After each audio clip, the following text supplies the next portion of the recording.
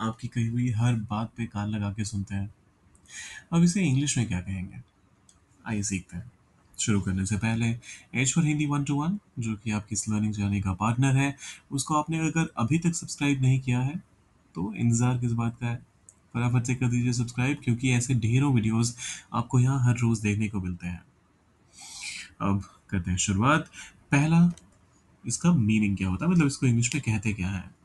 देखिए, जब आप जानबूझकर किसी की बातें सुनना चाहते हैं तो इसके लिए आप ईव्सड्रॉप का इस्तेमाल करते हैं। ईव्सड्रॉप, ईव्सड्रॉप मत कहिएगा, ये ई और ए एक साथ है, लेकिन इसका प्रोनाउंसिएशन ईव्सड्रॉप ही है।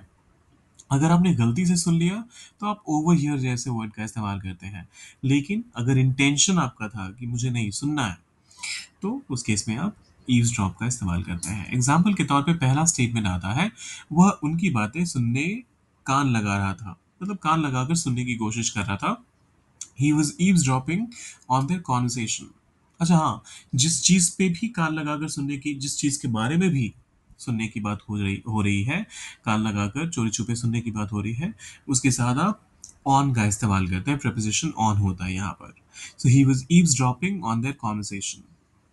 ही वॉज ईव्सड्रॉपिंग, वह कान लगा रहा था किस चीज पर? उनकी बातें सुनने के लिए। So on their conversation.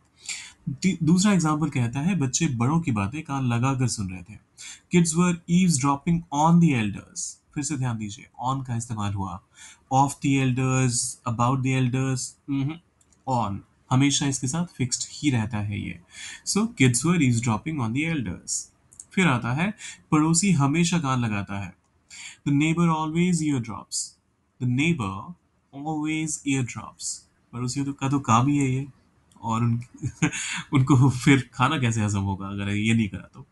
खैर, आपके पड़ोसी आई होप बेहतर होंगे, अच्छे होंगे, लेकिन ज़्यादातर केसेस में आपने देखा होगा कि लोग परेशान ही रहते हैं पड़ोसियों से। खैर, जो सबकी अपनी अपनी मर्जी होती है।